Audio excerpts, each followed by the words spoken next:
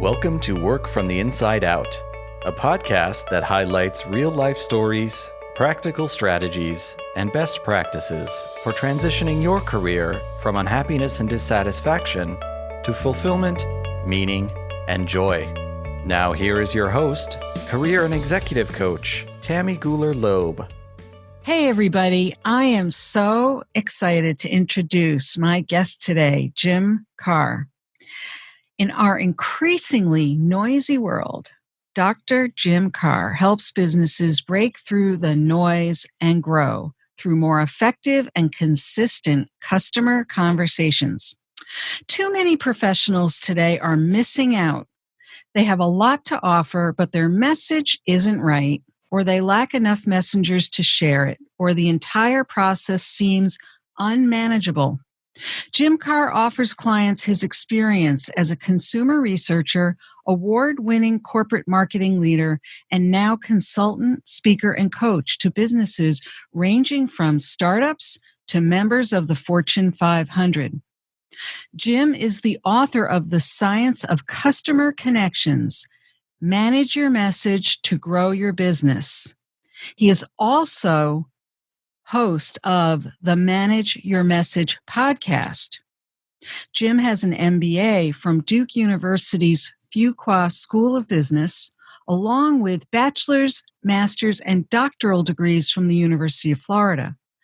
But Jim also knows you don't have to be a Ph.D., a professional speaker, an extrovert, or a brilliant conversationalist to bring your own business story to life. You just need to follow a process he calls managing your message. And we are going to talk about that today. So please join me in welcoming Jim Karrh. Welcome, Jim. Tammy, it's a pleasure to be here and with your listeners. As you've described your listeners to me, I feel like I'm kind of among my people.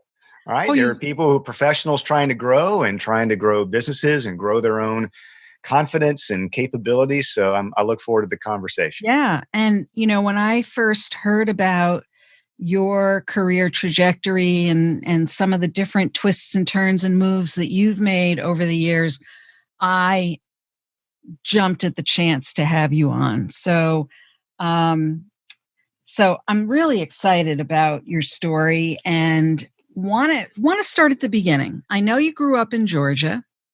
And I know that you are speaking to us today from your home office in Little Rock, Arkansas.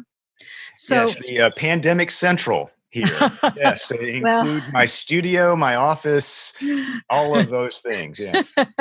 Yeah, I think we're all feeling like we're living in pandemic central. Yes. But from your pandemic central, tell us, how did you get from Georgia to Little Rock and all the in-betweens? Take us back to some of those early years and what your roots are, or what your dreams were, and how you got to where you are today. Sure, Tammy, and for your listeners, and I think this is along a theme of, at various points in our lives and our careers, I find that we're either going towards something or we're going away from something. And sometimes in retrospect, it makes even more sense than it might have at the time. I think that's kind of my case, and it may be some things that your listeners can relate to personally and professionally. So as you mentioned, I grew up in a really small town in the southern half of Georgia. My father was a pine tree farmer, and my mother was to some degree at home with my brother and me, but she also had a dress shop right off the courthouse square in our little town. So if nothing else, some of the things that apply to professional messaging today is I learned early on that people talk. Back in the little town, they used to call it gossip. Now we call it social media. Right. So a lot of conversation and relationships and people knowing one another. When I was growing up, I used to think this is just the worst deal in the world. Everyone's in everyone else's business. I wanted to get away from that. And of course, now I'm the father of four. I go, that's pretty good. I actually want to keep tabs on yeah, right. But the path went. So I went from this little town. I wanted to get to a bigger school. I wanted bigger things. I didn't even know exactly what those were. So I went to the University of Florida undergrad. Shortly after that, as you mentioned in the intro, I went to Duke University's business school, Fuqua School of Business, which was, and I was one of the younger members of my class, and probably the most naive and green as I was there. But I just thought it's a big world, and I met some interesting people and along that way. And the best job offer that I had at the time, banking, investment banking, was going great guns, and so I spent a couple of years as a junior banker in New York City, Midtown Manhattan. And so that was as far away from Waynesboro, Georgia, as you could imagine here in the US. Um, from there, I decided after that it was going okay, but it really wasn't for me. So that was a point at which I was like, well, let's go towards something else. I wasn't quite sure what it was. So you And weren't going away from something, you were going towards something. Would you say that's true? I think at that point, Tammy, it was a little bit of both. So Okay. I thought at that point, I'm in my mid to late 20s, Okay. and I was seeing a lot of people in the especially in the banking world in New York City at the time that were 40s, 50s, and it was just tough. It was hard for them to balance family and a lot of other things like that as well. So, and I wasn't as fully committed to being one of those people Mm. as some others might have been. I think it required that sort of commitment. But I thought, well, let's try something else. So the something else at that point was a return to something that was kind of familiar, which Mm. was small market radio station. And went into that with a Fuqua School of Business classmate who we thought, well, we'll either, and it was not a healthy operation at the time. I knew how to raise money, and we had a vision for what we thought that could be. So we'll either run out of money, we'll make it a bigger business, or we'll find something else we'd rather do. As it turned out, we got them turned around just a little bit. Yeah. But my business partner had gotten married, and his wife's family had another business, and he actually found something else he wanted to do. And so we let. So I'm going to interrupt you for just a Yes, second yes. because I'm thinking, I'm trying to connect the dots here. And I'm thinking, okay, so he was in finance in New York and then he bought a radio station. So what made you go from finance to radio? I had I know the answer to this, but our right. listeners don't. My first legal job, like not being like child labor back in my hometown, where I Yes. actually got a paycheck, was my senior year of high school. I was a DJ at a 1,000 watt AM radio station. And Uh-huh. so, and what that means is you just got the worst shifts and all that. But I was great. It was great. I needed a car to get around. I needed gas for the car, and I needed all of that. So, and it was terrific. I enjoyed that part. Tammy, and for your listeners, and I don't have the greatest voice in the world, but at that time, I sounded. Not only was I a small town hick with the accent, but I don't think my voice had fully changed. So I sounded like, if any of you might remember a reference way back to like Gomer Pyle or Beverly Oh, Hills. Gomer So I was kind of Pyle. that, prepubescent. And Uh-huh. I would hear myself in recordings on the radio and thought, oh, that's not real good. But I learned a lot and I enjoyed that work. And so I think back to the connecting the dots, Yeah. it was both a familiar environment to be Yes. out of there, but also a return to something that felt comfortable. And I felt like at that point I developed, even at a younger age, a little bit more business acumen. Mm. Instead of being the high school kid that was just working a weekend shift, then it began to be something I thought, well, maybe there's a business model here as well. So Mm. a few years with that, when we decided to exit that business and sold it, and then I was at another decision point, Tammy, and Yeah. listener. So it was, what's next? Well, Right. I don't know. How do you connect the dots with New York City finance and small town radio? Right. I'm not sure what the connecting thread is, but I thought back to business school and Yeah. who has the coolest job? And I Uh-huh. thought, oh, business school professors, that's a cool job because those are people who develop an expertise and they teach. And I liked that part.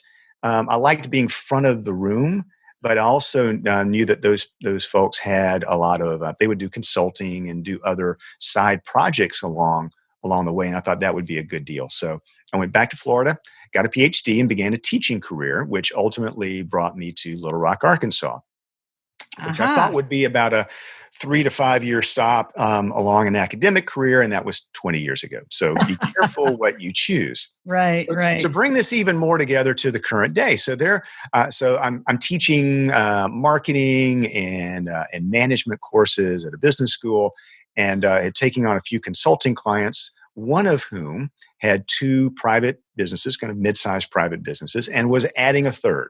And he talked to me and said, "Jim, I think you ought to get a real job." And I go, "Well, thank you so much for that advice. What did you have in mind?" And he said, "Well, I'm combining these businesses and putting together a management team. We'll have a little piece of the action here, and I need someone to run marketing." And so it was intriguing to me. And even though I had made tenure the year before, Ah, the job security wasn't a huge driver for me. I had an entrepreneurial itch I thought that needed scratching at the time. So this was at a point I guess, Tammy, to connect the thread here, was going yeah. towards something. I thought, oh, I've been learning more about communication, brand management, marketing management, revenue generation. Can I do this here? And here meant we could stay in Central Arkansas, and we had a brand that we were trying to expand nationally and even into some international markets.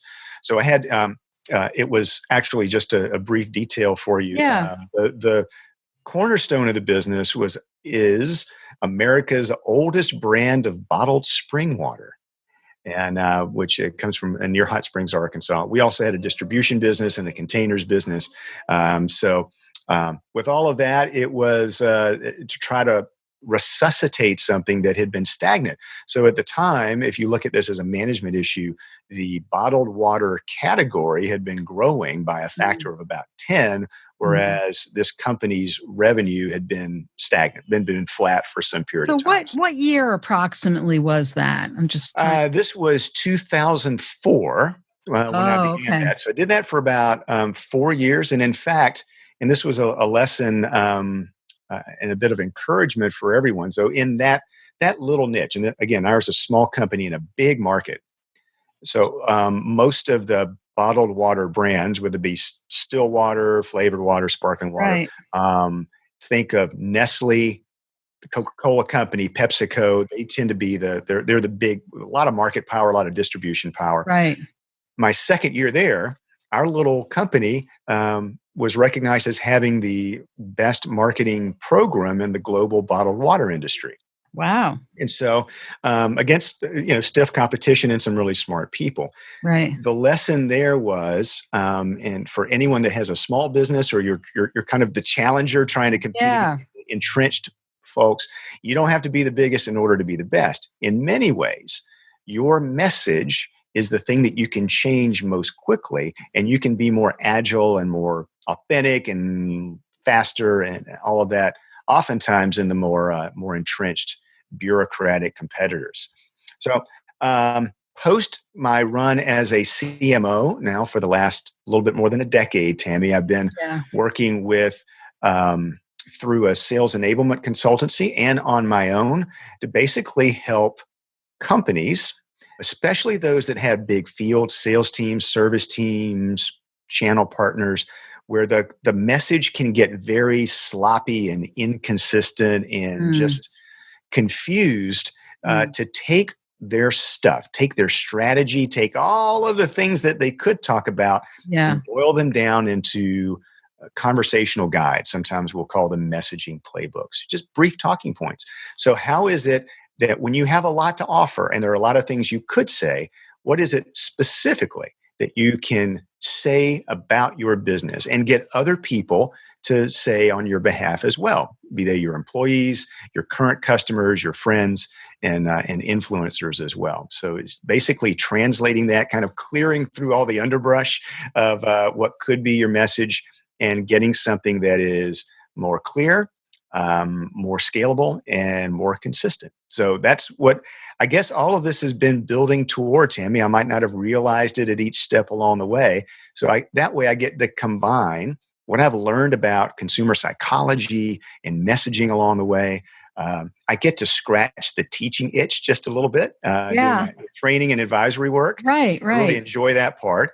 And then I get to draw upon my experience of doing this in the field, both in a company where I was the CMO, but also drawing upon the experiences of the clients I've had across many different industries, knowing that none of this is automatic. It requires some intention, Right.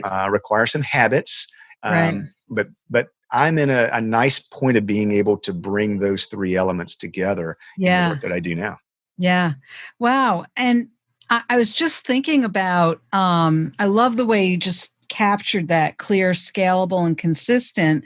And yet I can imagine applying a lot of those principles that you try to also teach and offer to your clients. I could even see that being applied even to an individual who is trying to promote themselves in a job search or trying to reinvent themselves in the process of maybe looking for a new career path.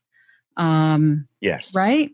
Absolutely. So there's some principles here, and we can talk about the principles that can make Yeah. a person more effective and can make a big organization or a team more effective as well. Yeah. But I'll point out a couple of examples, and this is not to shill for the book too much, but one of the things in my book, and No, I please point out a do lot of it. talk about your book.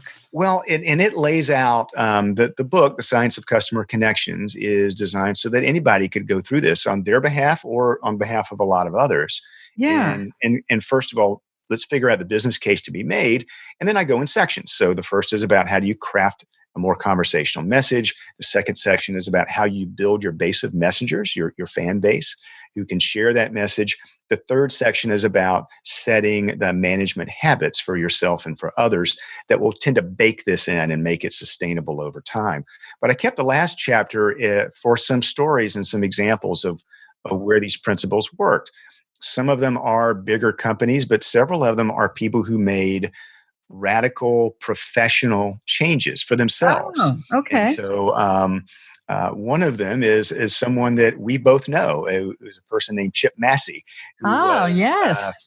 Chip has a background. Get this, listeners, because this doesn't happen very often. Someone who was a Methodist minister who then went into working for the FBI. While at the FBI, he was very interested in doing the training for hostage negotiation, and left the FBI as the chief hostage negotiator for their DC bureau office. Big time stuff.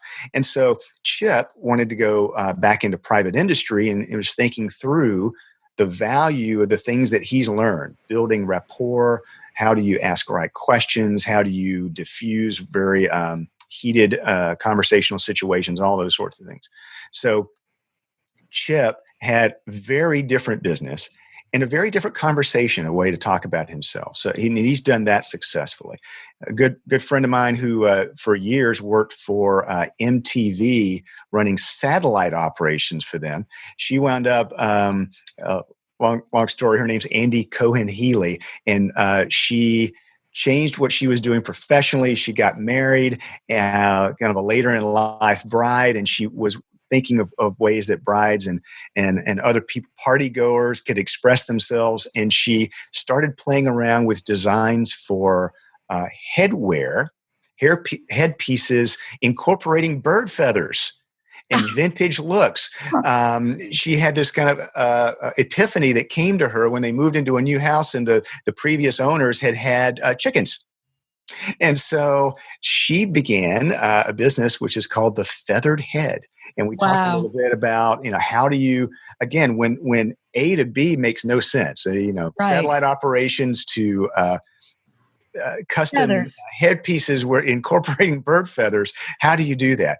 But the principles tend to apply. Again, as you said, we can dig into this a little bit more. So whether you're trying to change your position, change the perception, you're going into something that's new, or just how do you rise above the crowd and let your unique expertise shine Yeah. through? No, I love those examples. And again, for our listeners, Chip Massey was one of my first interviews on this podcast. So episode 10, I think it was. So yeah, I love love that you used his example with some of your work, because I think his examples exemplifies so many things in terms of how people, make changes and can recraft their message. Or it's not even recrafting it really. It's about taking a message or taking a thought and starting in one place and massaging it to yet another place, um, and making it better and better as you go along. And that Mhm. sounds like a lot of what you do. When you talk about managing your message, it's not about necessarily taking it and reinventing the whole thing or changing it all. It's about making it better. Is that right, Jim? That's very true, Tammy. And oftentimes, and we can talk about this as well, that there are lots of things that get in the way of us having Yeah. a clear message.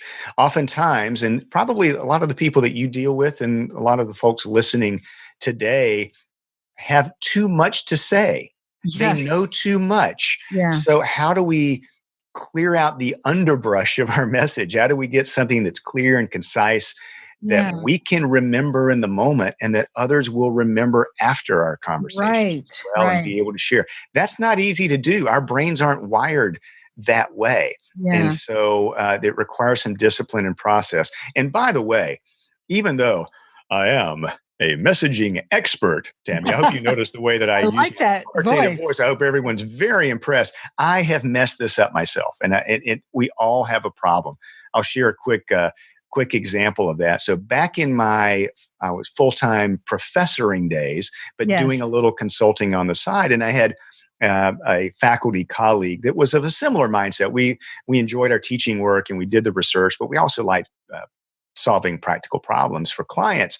And we thought about forming a little business just of the two of us for some of that outside work. So I had this really bright idea, Tammy, about what we would call this. So we called it the Marketing Doctors and had little business cards and that sort of thing as well. Well, is it wrong? Nah. But when I look back at it and when I think it wasn't that resonant, here's what I managed to do inadvertently. I managed to take a term marketing, which is very vague. That means very different things to different Right. people. Anything all the Right. way from your logo to your sales operations to digital, analog, everything in between. So I took something that's confusing Yeah. and I paired it with doctors. How many people enjoy going to the doctor? It involves pain. It Right. involves flaws. It Right. involves Right. uncertainty. Right. So I had this view of like, hey, we can help fix what ails you on your marketing side, but it wasn't resonant because it wasn't I was talking about our capabilities. It wasn't connecting to the immediate problems that Right. our prospects would have. So I can mess this up too. So anyway, one of the things that makes this really hard, even if you're very smart, very accomplished, very Yeah. passionate, is our brains they are wired in a certain way. And our brains give us pleasure for doing certain things. And we even go to the dopamine hit you get by looking at your phone, right? Or someone responds to a social media post. When doing some research for the book, one of the things I learned from recent brain studies is that the parts of our brain that get activated when we talk about ourselves are the Mm. same parts of our brains that get activated when we have a great meal or think about Aha. sex or any other thing that gives us pleasure. Our brains reward us for that. It's comfortable, it makes us feel good. And so what that means is without some process, without some structure and intention about it, we wind up talking about ourselves too often. And we probably use language that's comfortable to us, the way that people in our industry talk. So that's why there's so much lingo and acronyms and all that sort of thing. It's language that does not connect us well. So if you struggle with this, know that you're in fine company. And in fact, the people who might have the most to offer and have the most passion about what they can do are most susceptible to having a very self-focused language. So that's one of the things that we have to unpack Yeah. when you go through this sort of program. Yeah. So can you give us a little tip on how do you undo that? Sure.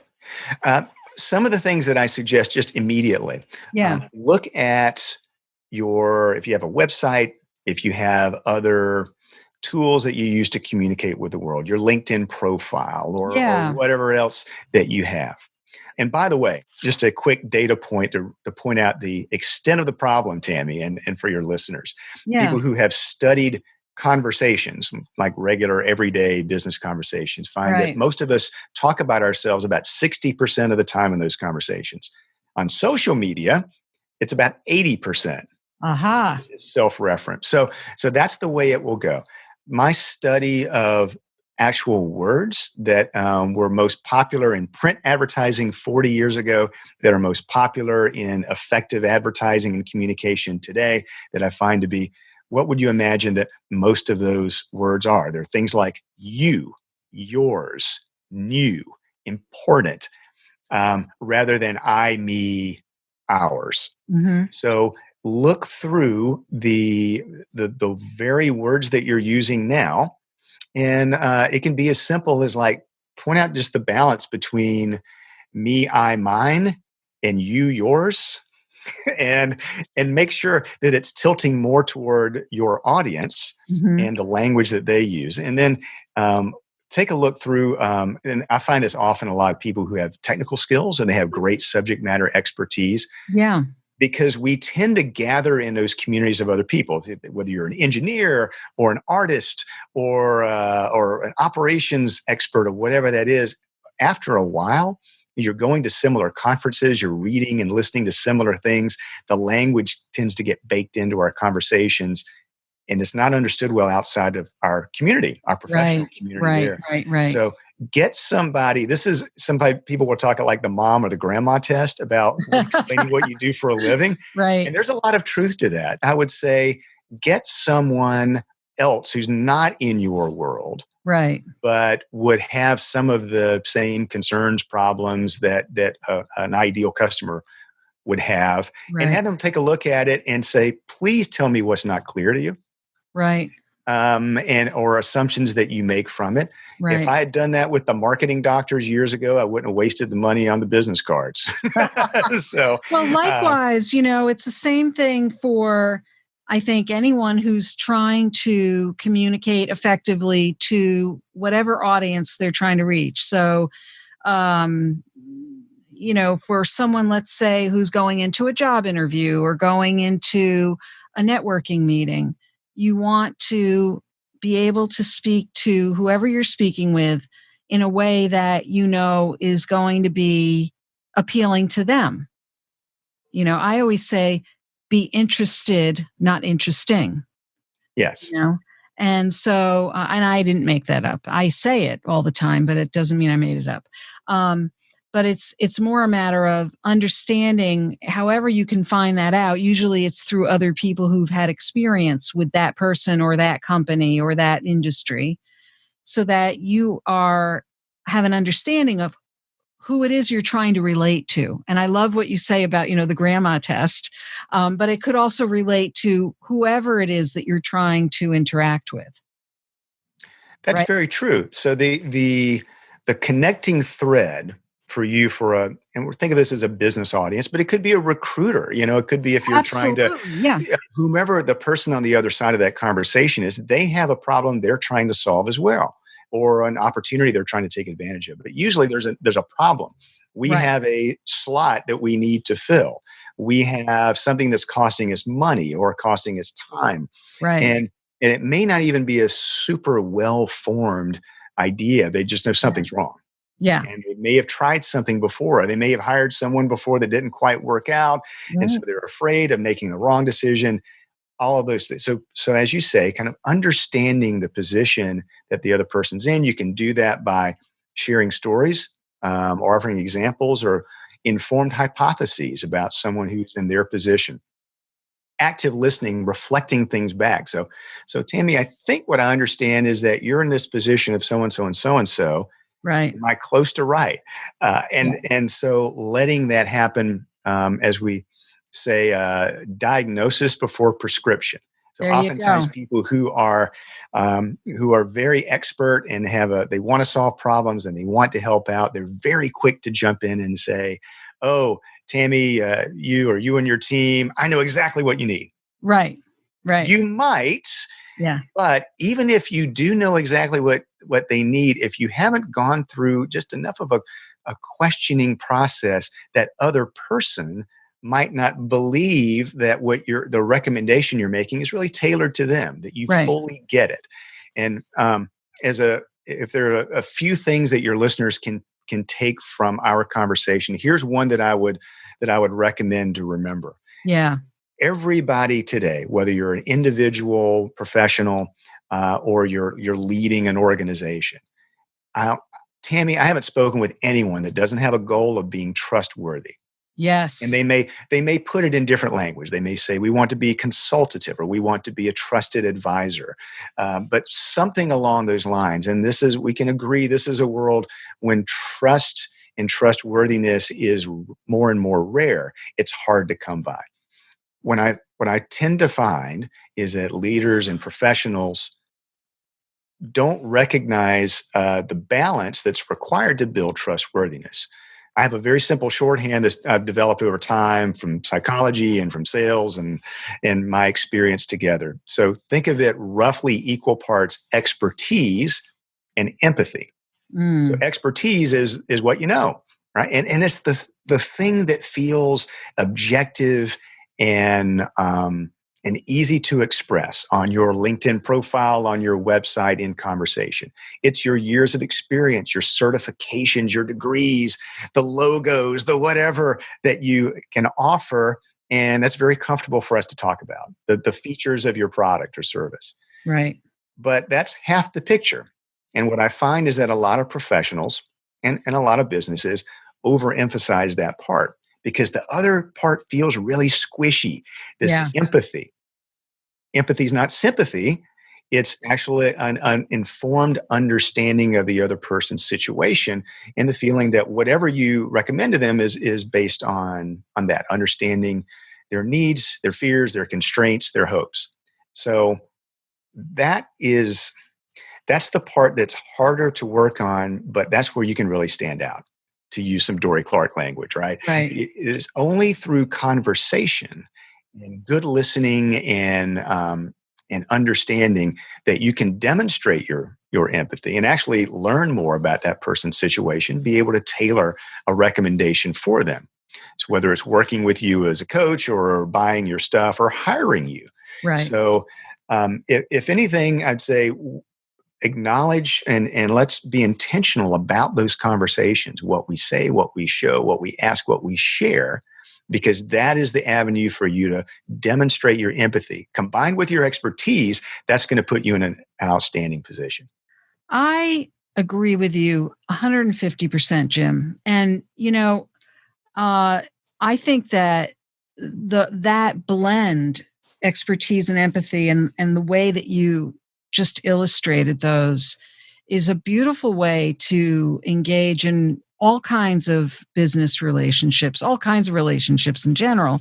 But in particular, when you're trying to engage, let's say, a new client, or if I think about people who are trying to develop new business relationships, or looking at or interviewing for a new role somewhere, a lot of employers, when they're going to go hire somebody, they're not just hiring them for their expertise. That empathy piece, that's the piece that gets people hired. That's when they stand out, as you just said. That's that's the likability factor, so to speak, that gets people hired, because a lot of people have that bucket of tools, as I say, or skills. They've got that. But if they can show how they listen, or how they respond to what someone said to them, or show how they can be engaged with somebody and what they said to them. Those are the things that really make them stand out from other candidates, and I think from other consultants if they're looking for that kind of a role. So very important, and that's how you manage your message too, isn't it? That's very large part of it. And you're exactly right, Tammy. And one of the things I'll just relate something as well, and this has been some advice I received years ago. I mentioned to you that there have been a couple of times I've messed stuff up along the way. I think we all have, but Sure. from it, That's I like how to. we learn, right? We learn what we should. If we're any good, we should be better today than we were years ago, right? That and this was an example. And let me bring something in here. A lot of modern messaging advice, which I agree with, is the power of stories and storytelling. And that's a good way to help share understanding and to get people engaged. Hmm. Um, Going back to my business school Yeah. days, and an example here. This is a little cringeworthy, but that it does offer, I think, some really good guidance that I'm happy to share as well. I mentioned that I was one of the younger people in my cohort at Duke's Business School. It was a traditional 2-year program. So you go for first academic year, you have the summer off. Everyone they're working internships, right? They're trying to build their resume and build their experience. And they have another year, you go off for your full-time position. And it was really, I thought, particularly important for me as a younger, less experienced person. I needed a good internship in that Yes. summer between the first 2 years.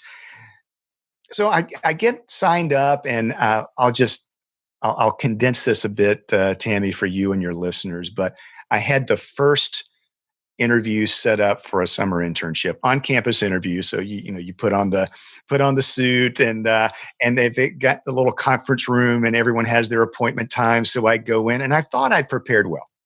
I read the annual report when there was such a thing, and I, looked at the news and thought through what some of the questions might be about the company itself.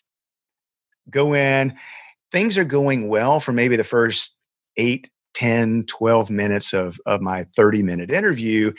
And then the interviewer, who was a fairly senior line executive at this company, said, "Jim, what would your classmates say about you?" I wasn't ready for the question. And when you're not ready for it, you can get a little anxious, and things fly out of your mouth that you might not want.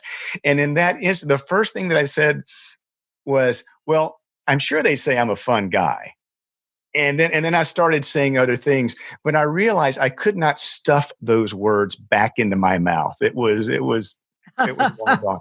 So I ceased at that moment to be a credible candidate, Mm. especially younger person there. And then I talk about being a fun guy. I'm like, well, we're not going to pay you for the summer to go, have a great time.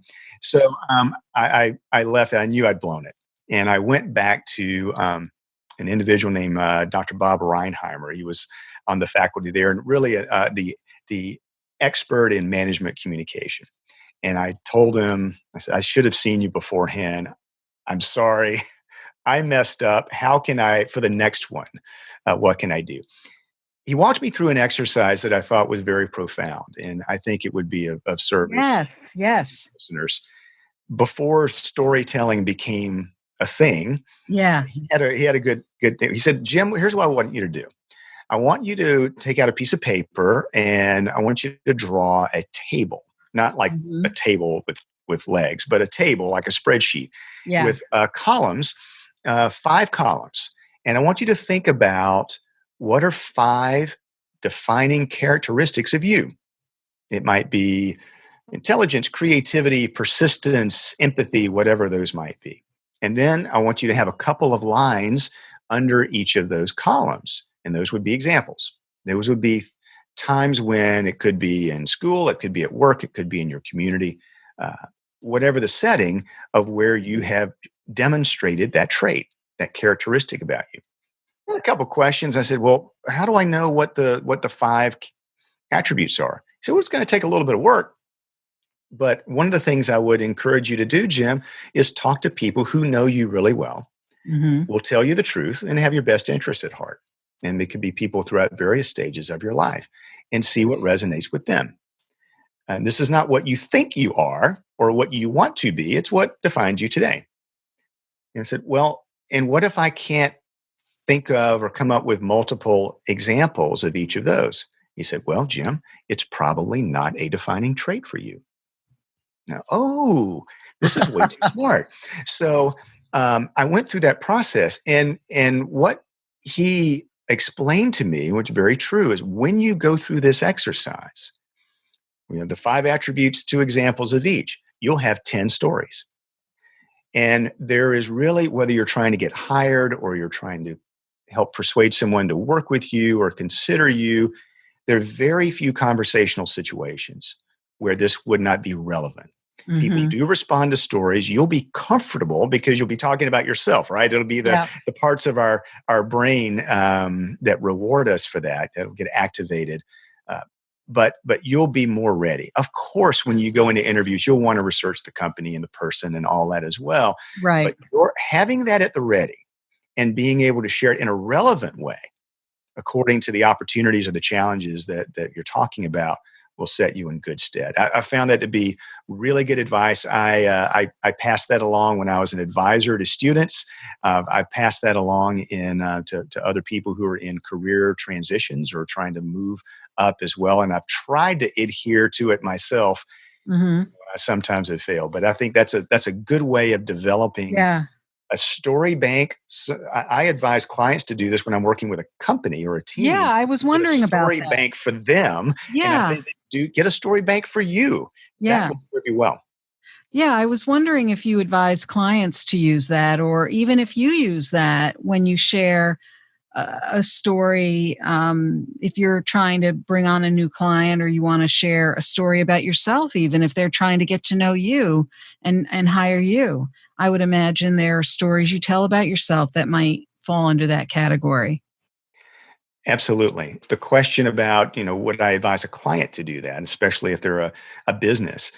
The answer is yes. And what happens is people, whether you're the business leader, you're a salesperson, you work in the field, you work in administration, whatever it is, everyone kind of has their own stories, right? Oh, They have yeah. their own part of the world. And Yeah. um, the power is if you can get a group of people together and share stories and you curate and cultivate and package those together.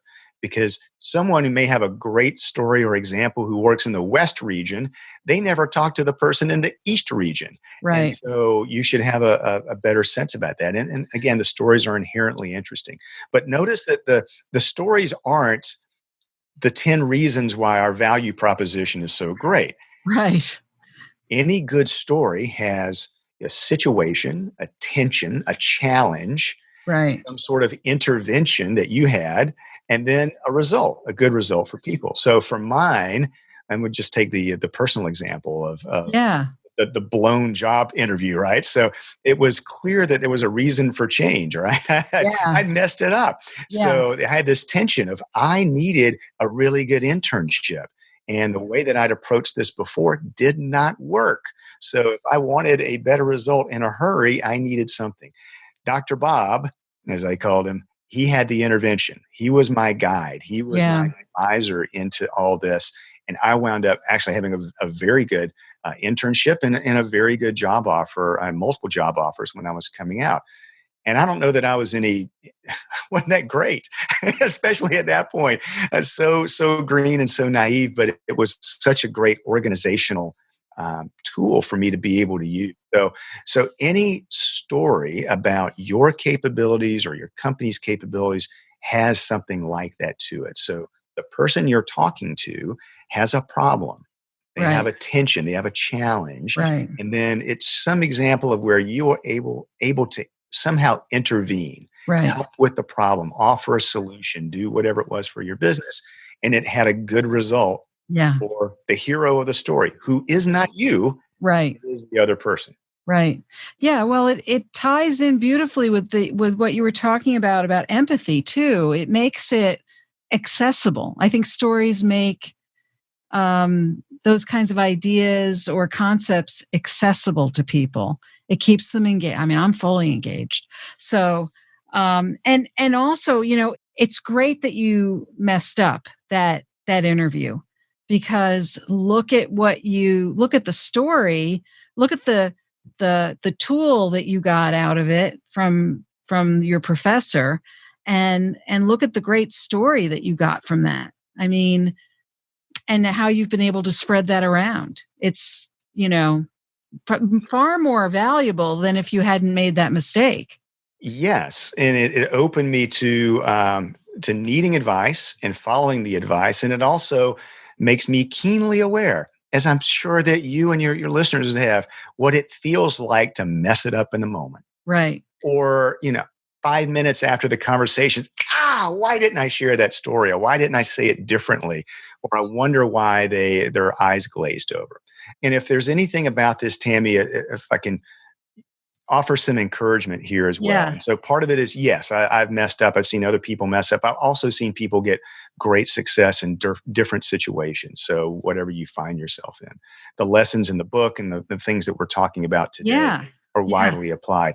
But as you even had it in your very generous introduction here. Yeah. This is not, you don't have to change your business model or change you in order to do much better fairly quickly with your messaging and how you talk about yourself and your work. You do not need to be an extrovert. This has been for at least 2 generations of business. We've assumed, for example, that extroverts are the most persuasive and effective salespeople. We now have data that says, no, they are not. They're extroverts, introverts, and people in the middle, whom are known in the psychological community as ambiverts, like ambidextrous. They approach this differently. It requires different levels of energy from them. They have different skills, but it's in fact the case that extroverts are no more effective or persuasive than our introverts. And it's people in the middle, whom I call the nimble majority, who are actually the most effective and most naturally persuasive. And it also describes most people. It's a bell curve, like a lot of characteristics, right? So most of us are kind of in the middle. And so you don't need to be of a certain personality type. You don't need to have a specific expertise or training.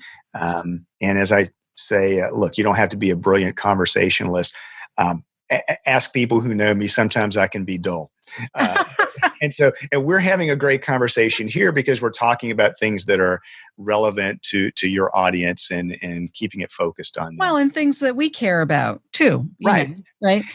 So know that it doesn't have to be your personality type. It's not your training. And frankly, your passion might get in the way.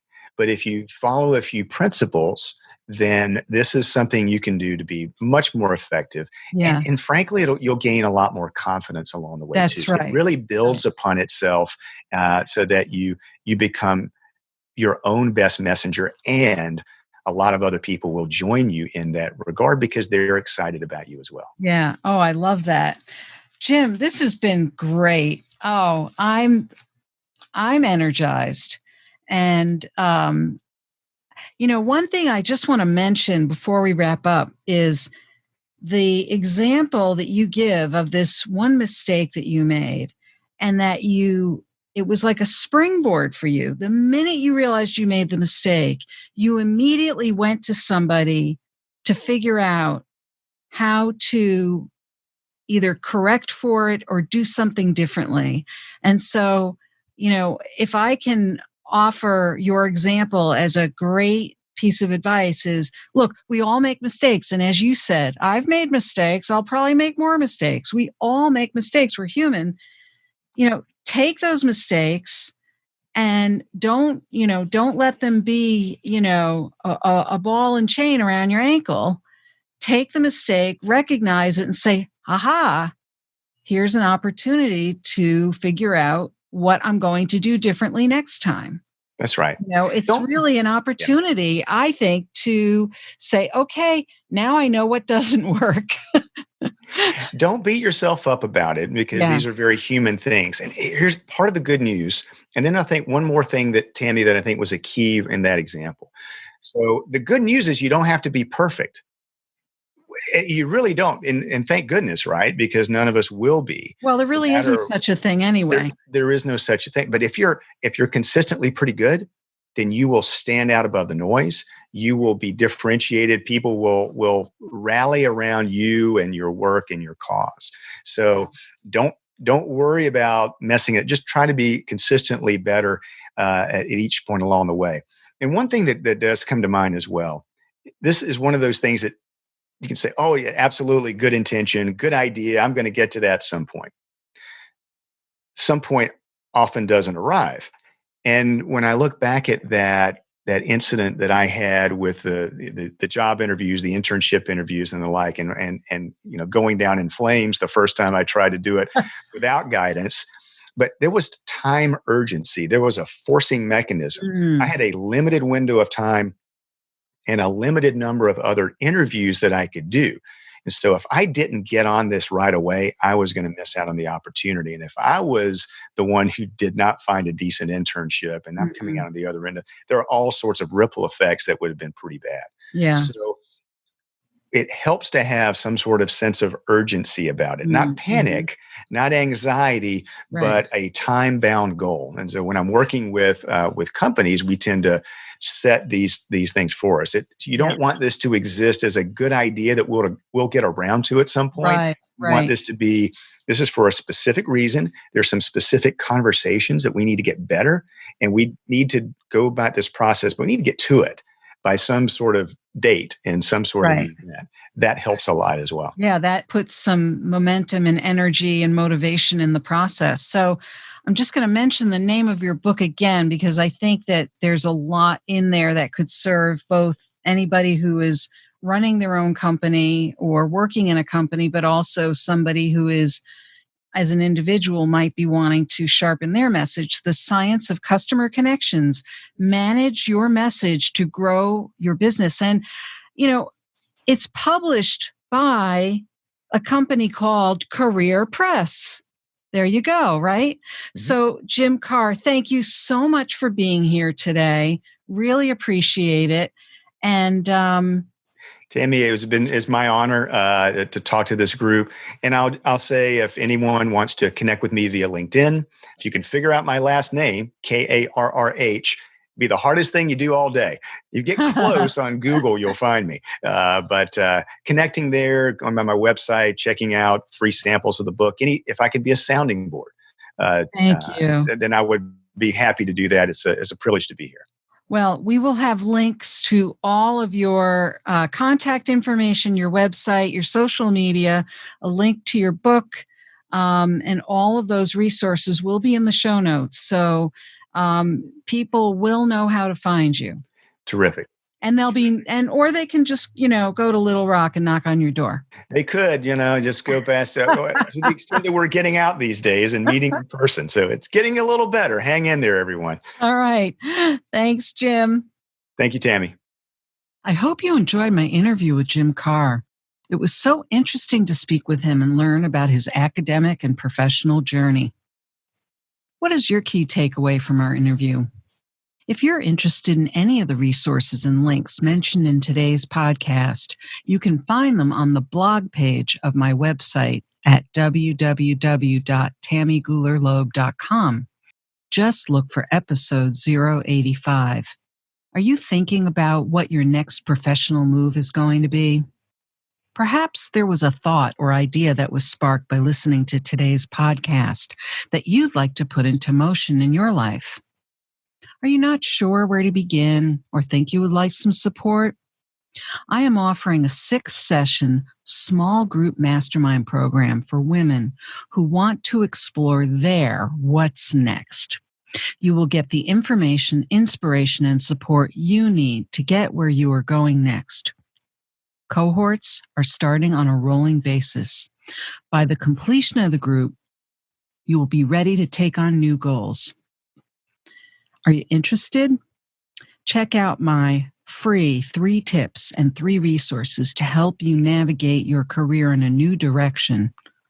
Go to www.tammygoulerloeb.com/3-tips-and-3-resources to get your free gifts and to learn more about the group mastermind program. If you were inspired by this episode with Jim, please share it with your friends and colleagues, and don't forget to subscribe so you don't miss next week's show. Remember, subscribing is always free. Are you enjoying the podcast? I'd love to read your review on Apple Podcasts. It's easy to find through my website at www.tammygoularloeb.com/podcast. Just click on the Apple Podcast button and follow the instructions provided there. Thanks so much for listening. And remember, it's never too late or too impossible to increase your sense of fulfillment and satisfaction in your work and other meaningful activities. Let me know how it's going for you. And who knows, maybe you'll be my next interview on this podcast. Bye for now. Thank you for listening to the Work from the Inside Out podcast. For more information, you can find us at www.workfromtheinsideout.com.